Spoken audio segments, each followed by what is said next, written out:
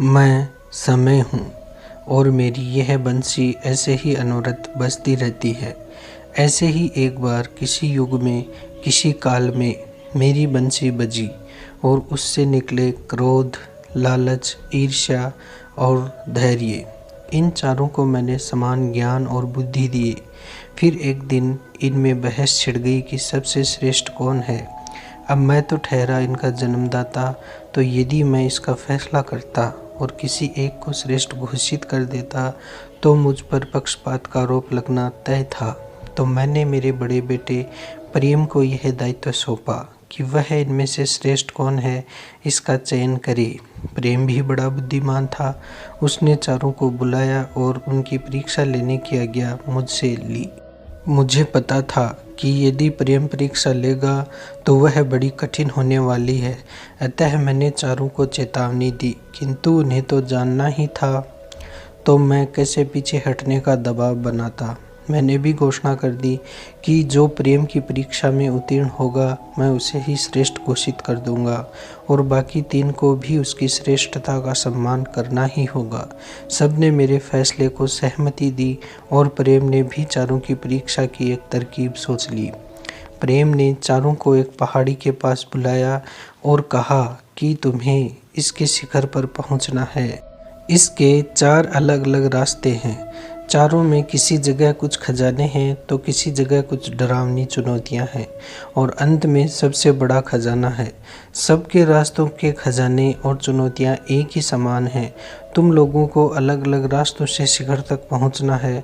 जो चाहो उस रास्ते को चुन लो, क्योंकि शिखर की दूरी चारों रास्तों से समान है और जो खजानों का धन होगा वह सभी तुम्हारा ही होगा। किंतु तुम में से किसी एक को मुझे भी साथ लेकर चलना होगा और जिसके साथ मैं चलूँगा उसके धन का आधा हिस्सा भी मेरा होगा। और जो सबसे पहले सारा धन और चुनौतियाँ पार करके शिखर पर पहुँचेगा वही श्रेष्ठ होगा। अब बताओ मुझे साथ कौन लेकर चलेगा। तो लालच बोला, बड़े भाई, मैं ज़रूर आपको मेरे साथ लेकर चलता, किंतु मैं मेरा धन किसी के साथ बांट नहीं सकता। हाँ, यदि आप धन का बंटवारा ना करें तो खुशी खुशी चलिए। फिर क्रोध बोला, बड़े भाई, आज मुझको मौका मिला है खुद को साबित करने का। मैं अकेला ही काफ़ी हूँ आप सबके लिए। हर जगह आप भी अपनी नाक उछेड़ना बंद कर दीजिए। आज मैं इन तीनों से श्रेष्ठ बनूंगा, फिर अगला नंबर आपका ही है। फिर ईर्ष्या बोला, प्रेम भैया, फिर से आपने सबको समान धन दे ही दिया। काश यह तीनों और आप इस संसार में आए ही ना होते तो मैं अकेला ही रहता। अब प्रेम ने धैर्य की ओर देखा तो धैर्य बोला कि भैया आप मेरे साथ चलिए, ले लेना आधा धन भी, क्या पता कैसा रास्ता है। दोनों भाई साथ होंगे तो डर नहीं रहेगा किसी बात का। एक से भले 2। धन का क्या है, आज मेरे पास जो धन है उसमें कल और कुछ जुड़ जाएगा ही। और आप भी मेरे बड़े भाई हैं, कुछ आप ले लेंगे तो कौन सा घाटा हो रहा है। इस तरह चारों अपने अपने रास्तों पर निकल पड़ते हैं और प्रेम भी धैर्य के साथ चल पड़ता है, क्योंकि पहाड़ की चढ़ाई करनी थी तो रास्ते सबके दुर्गम ही थे। लालच को चलते चलते एक पेड़ के नीचे एक साधु बाबा बैठे मिले। तो लालच ने साधु से पूछा कि बाबा, शिखर और कितना आगे है। तो साधु बोला, बस एक गुफा आएगी और उसके अंतिम छोर पर शिखर है। किंतु तुम कौन हो और शिखर पर जाने का क्या कारण है। तो लालच ने सारी कहानी सुनाई। तब साधु बोले कि बेटे, शिखर पर जाकर कोई खजाना नहीं मिलने वाला है। वहाँ से तो 3 दिन पहले मैं आया ही हूँ, किंतु हाँ, एक शेर जरूर गुफा में है जो कि 3 दिन से भूखा बैठा है। उससे ज़रूर तुम्हें लड़ना होगा। तुम एक काम करो, मेरे साथ चलो, मेरे पास भी कुछ है तुम्हारे लिए। क्या रखा है श्रेष्ठ बनने में और इन छोटे छोटे खजानों में। वह देखो, वह मेरा राज्य है जिसका महल ही सोने का बना है और उसके खजाने में अनंत भंडार है हीरे जवाहरात की। मैं उसी राज्य का राजा हूँ, किंतु मेरे कोई संतान नहीं है और अब मैं बूढ़ा भी हो गया हूँ। तुम्हारे जैसे ही किसी व्यक्ति को ढूंढ रहा था मैं भेष बदल कर, ताकि अपना राजकाज उसको सौंप दूँ। तो लालच बूढ़े बाबा की बातों में आ गया और उसके साथ उसके राज्य में चला गया। उसने सोचा कि इतना सुंदर और धन धान्य से परिपूर्ण राज्य उसे और कहीं मिलने वाला नहीं है, तो उसने अपनी राह बदल ली। इधर क्रोध भी सारी चुनौतियां पार करके बूढ़े बाबा के पास पहुंचा। उसके रास्ते के बाबा भी वही सब कहते हैं, तो क्रोध कहता है कि अरे हट बूढ़े, मुझे तो अपने भाइयों से श्रेष्ठ ही बनना है। और शेर की गुफा में पहुंचता है, जहां उसने आव देखा ना ताव और शेर से भिड़ जाता है, किंतु शेर से पार पाना असंभव था। उनकी लड़ाई अनवरत चलती रहती है। इधर ईर्ष्या को जब बूढ़े बाबा मिलते हैं तो वह सोचता है कि क्यों ना इस बूढ़े को मार देते हैं। इसने अपने राज्य का रास्ता तो दिखाई दिया है, पहले शिखर पर पहुंचता हूं और बाद में इसके राज्य पर भी मेरा ही राज होगा और मेरे भाइयों में से सबसे ज़्यादा धन दौलत और सुख और ऐश्वर्य से परिपूर्ण मेरा जीवन ही होगा। इन्हीं सब विचारों के साथ उसने बूढ़े बाबा को मारने के लिए उन पर वार किया, तो वहाँ छुपे सैनिकों ने उसे पकड़ लिया और अपनी कैद में डाल दिया।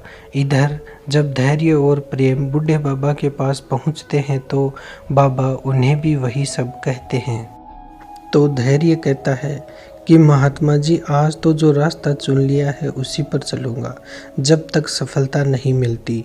इतनी सारी चुनौतियाँ पार करी हैं तो इस शेर की चुनौती का भी कोई हल निकाल ही लेंगे हम दोनों। जब प्रेम भैया मेरे साथ हैं तो डरना कैसा। आपका बहुत बहुत धन्यवाद जो आपने मुझे अपने राजा के योग्य समझा। अब सफलता के इतना करीब आकर तो मैं पीछे नहीं हट सकता हूँ अपने भाइयों की चुनौती से। और फिर वे दोनों गुफा की ओर आगे बढ़ जाते हैं। गुफा में पहुंचकर देखते हैं कि शेर बहुत गुस्से में है और बार बार अपना एक पंजा हिला रहा है। तो धैर्य ने प्रेम से कहा कि भैया, मुझे लगता है शेर के पंजे में कोई घाव है। तो प्रेम ने कहा कि इस समस्या का हल भी अभी करते हैं।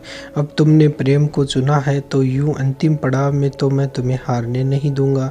और प्रेम ने पहाड़ के ऊपर से कुछ जड़ी बूटियां इकट्ठा करी, उनका एक लेप बनाया और शेर को पुचकारते हुए उसके पास जाता है। शेर दर्द भरी निगाहों से प्रेम को देखता है।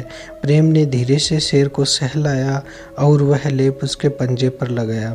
कुछ देर बाद शेर का दर्द कम हुआ तो वह वहां से चुपचाप चला गया। इस प्रकार धैर्य और प्रेम शिखर पर पहुंचते हैं। जैसे ही धैर्य शिखर पर पहुंचता है तो एक चमत्कार होता है। लालच, क्रोध और ईर्ष्या भी शिखर पर आ जाते हैं। उन्हें कुछ समझ नहीं आता है, किंतु जहां मैं होता हूं वहां कुछ लीला, कुछ माया तो होती ही है। और बूढ़े बाबा उन्हें अपना असली रूप दिखाते हैं, जो कि मैं ही था। तब उन सबको समझ आ जाता है कि श्रेष्ठ तो धैर्य ही था, क्योंकि वो मेरी मोह माया में नहीं फंसा और अपने लक्ष्य को पाने तक उसने अपनी राह नहीं बदली और सफलता को प्राप्त किया। इसी प्रकार आज के युवाओं को भी अपनी राह से भटकना नहीं चाहिए, पूरे मनोयोग से चलते रहना चाहिए। रास्ते में हम थकेंगे भी, हम डरेंगे भी और यह भी मन करेगा कि दूसरी राह चुन ले, लेकिन क्या पता जहाँ तक चलाए हैं उसके अगले कदम पर ही सफलता इंतज़ार में खड़ी हो और आप राह बदल लें, तो वह सफलता तो इंतज़ार में ही रह जाएगी आपके। किंतु जो इधर उधर की बातों पर ध्यान न देकर निरंतर धैर्य और प्रेम बनाकर अपने निश्चित पथ पर अग्रसर रहते हैं, समय आने पर सफलता को ज़रूर प्राप्त करते हैं।